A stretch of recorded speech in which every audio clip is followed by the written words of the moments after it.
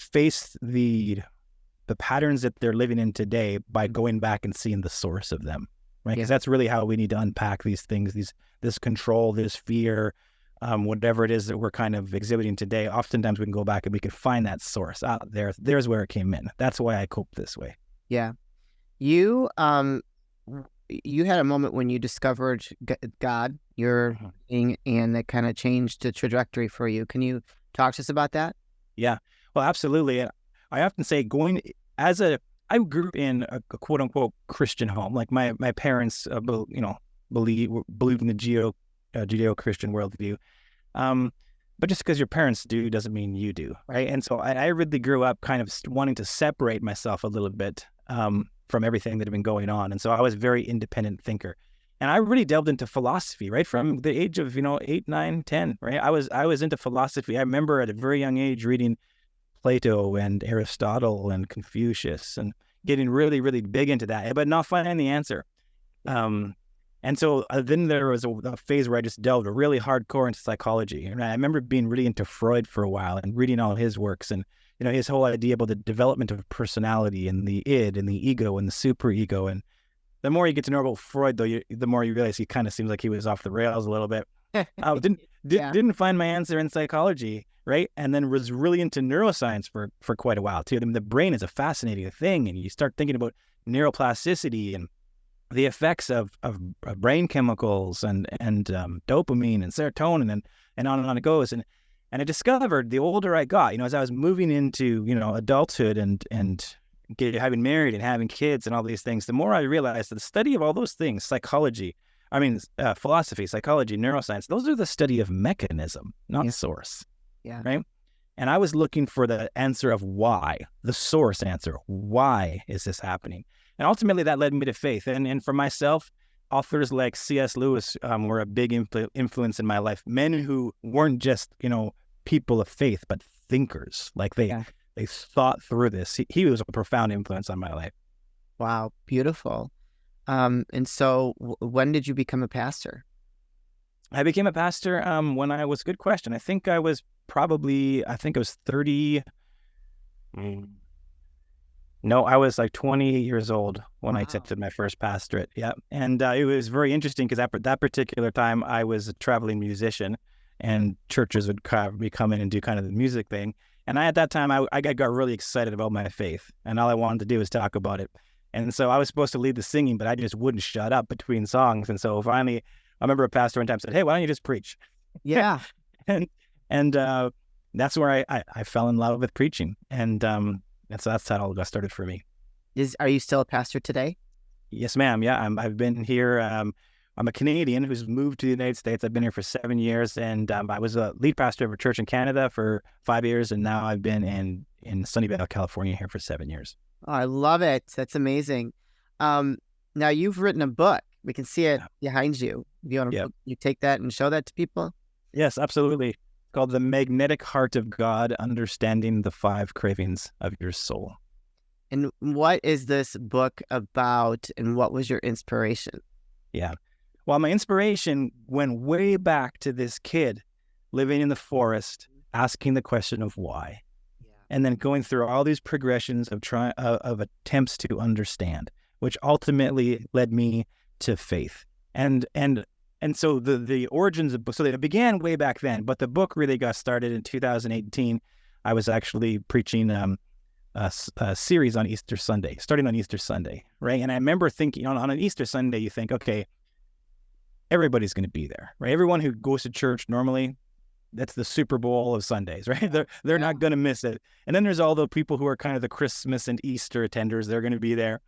And then there's this massive people who don't want to be there, but they're visiting family and they got to go. I'm sure a lot of your listeners kind of put themselves in one of these camps, right? And so I was really asking and struggling through what can I teach? What can I talk about on this morning that connects with everybody, right? Where it's not just kind of the hyper-religious and so my whole background in philosophy and psychology and neuroscience and faith really melded together here to walk those parallel lines and talk about our souls, not simply in a religious context, but right, even in a historic context, right? Yeah. And in a holistic context. We are more than brains and bodies. Mm-hmm. We are souls. Whether you're religious or not, people have that knowledge inside of them. So it really is fleshing out, hey, listen, more than a brain or a body, you are a soul. Yeah. So what are the motivations of the soul? If we want to understand people, if we want to answer the question of why, which I wanted to answer from a very young age, we need to stop simply looking towards the biological for the answer. Yeah. And start looking deeper. And that's why it's called The Magnetic Heart of God, Understanding the Five Cravings of Your Soul. And who would this book be good for? Like, who would be someone that's listening to this right now? Is like, oh, well, I love the title. I'm interested, but I don't know if it's necessarily for me. What would you say to that? Yeah. Well, one of the things that I've been amazed by is how the book can connect. I talk to a lot of atheists. I talk to a lot of people from different faith backgrounds, or spiritual backgrounds. I talk to psychologists and doctors, and I've been amazed at how it's been able to connect with people at every level. Obviously, I come to faith conclusions, in the book. But even for people who for their own reasons, they're like, I'm not going to reach that conclusion, are finding it beneficial to say, hey, I finally understand myself. Yeah. Right. I think that's who the book is for. It's anyone who has ever wanted to understand why they do what they do. Right. And by extension, why the people around them are doing what they're doing. Yeah. Right. Which is really that base question that we start off asking as small children. The first question on our lips when we're growing up is why.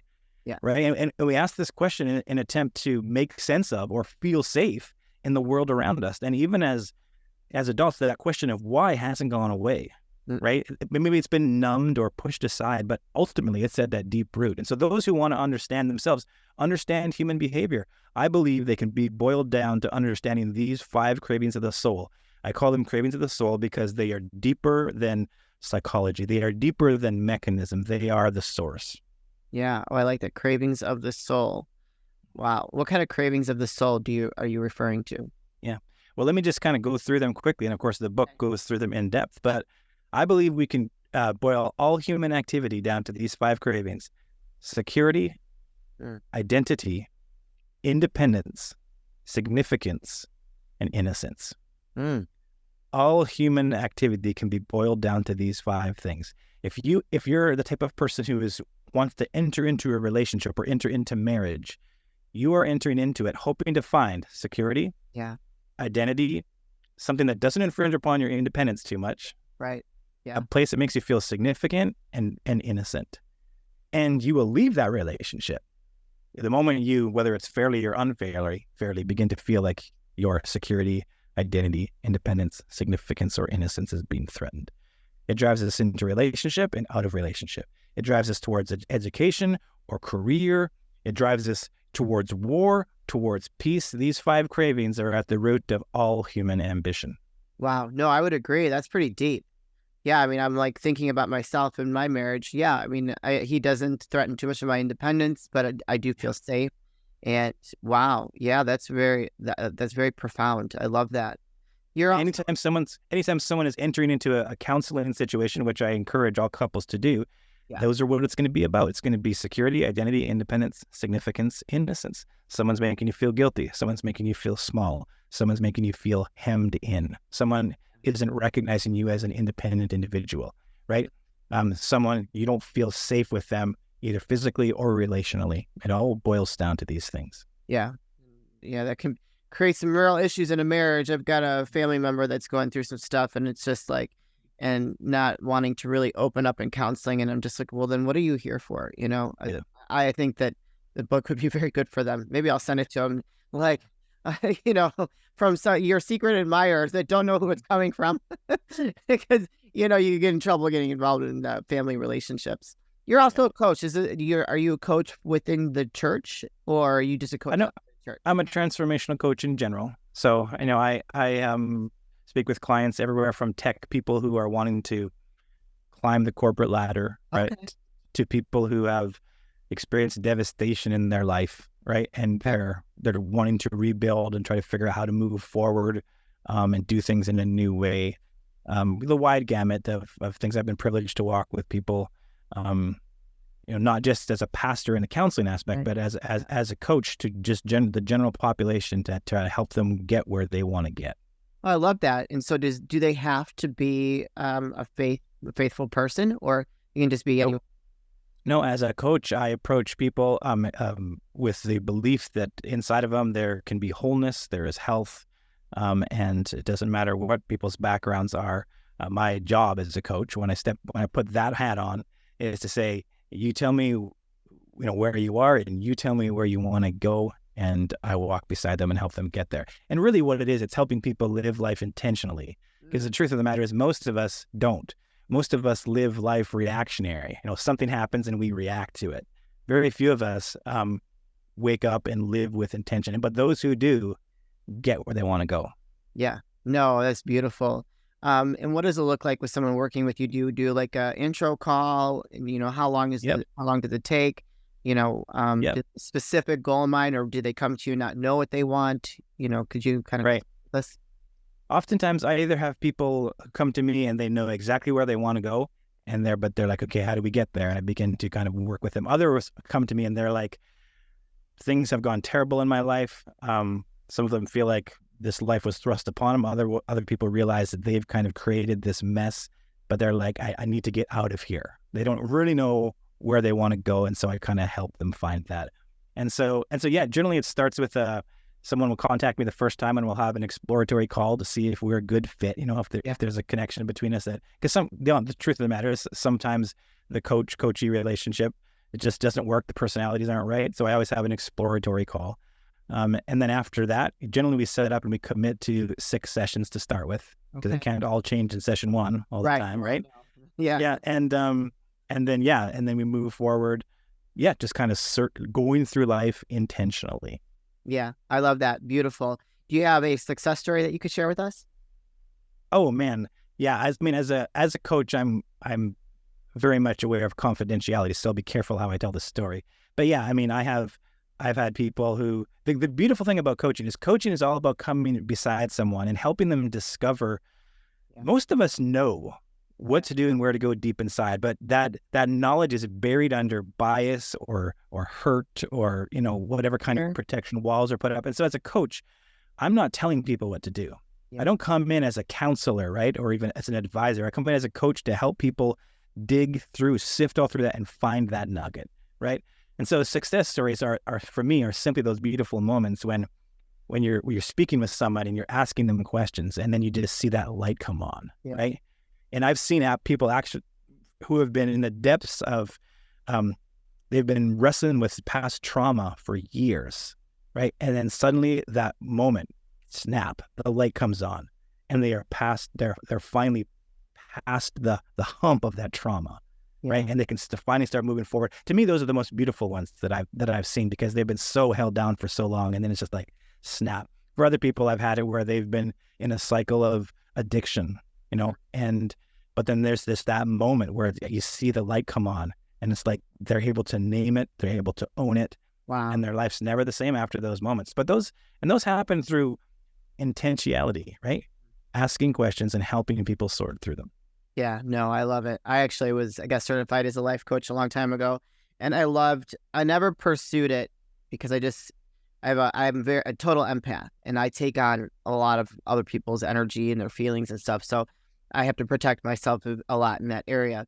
But I just loved the exploratory nature of being a coach, and it allowed me to better communicate in my relationship and in my role as a vice president back then. Just the skills that you get from doing that are just amazing. So yeah, I can live vicariously through all the coaches that I talk to. Corey, excellent. Where can people purchase your book, learn a little bit more about you, and if they're interested in working with you, where do they find you? Right. Well, the one place that everyone could be funneled to find all those answers would be my website, CoreyRosenke.com, where it'll show links to my book. It'll give you an ability to contact me if you'd like to talk about coaching. That would be the best place. If you're looking for the book, it's available everywhere. You could just search The Magnetic Heart of God, Understanding the 5 Cravings of Your Soul, and it'll come up in your local place, whether you're in the U.S. or Germany or England or South Africa, wherever it is, it'll be everywhere. So it should be easy to find. And I'm so excited to share this with people, because I've talked to so many people, as I mentioned, from such diverse backgrounds. Yeah. And there just seems to be that exciting light that comes out when you finally understand yourself. Yeah. Why I'm doing it. And it's not it's not the 1,000 cravings of your soul, right? It's not a 500-page book on psychology, right? It comes down to these 5 cravings, and it makes it so simple to be able to look and say, I finally understand myself. I finally understand why I'm not talking to my sister. Right? Or I finally understand why this past relationship broke apart. Or why my boss acts this way. Right? And when you understand, you can have compassion, right? And you can process, and you can begin to do intentional, healthy things to just live that more full, beautiful life. Beautiful. I love that. You guys, I'm going to put the link in the show notes, so don't hesitate to go reach out to Corey if you connect with him today. Go purchase the book, or purchase the book for someone you think that might need it. We can all live a more intentional life and understand ourselves a lot better. Corey, this is the part of the show where I like to ask for last words of wisdom or advice. What would you like to leave with us today? I guess I would leave it with this. For all of your listeners, you are not defined by the reflection in the mirror, by the number on the weigh scale, by the diploma on your wall, even by the opinions of people around you. You are more than a biological creation. You are a soul, right? And the moment that we begin to look at ourselves in that holistic sense, everything changes. We understand ourselves that much more. So I would just want to encourage people, and I would, in my own prayers for people would be that people are able to snap out of this biological cycle, right? Of looking at ourselves, following these base needs, and defining ourselves and each other, to be honest, in that way, right? When you understand that you are a soul and that you are looking for something specific, that's what my book is all about. It's identifying what it is you're looking for. Because unfortunately, we have a world out there who is frantically searching, and they're not finding because they don't know what they're looking for. And so my encouragement to people first off, is to realize more than a brain or a body, you are a soul.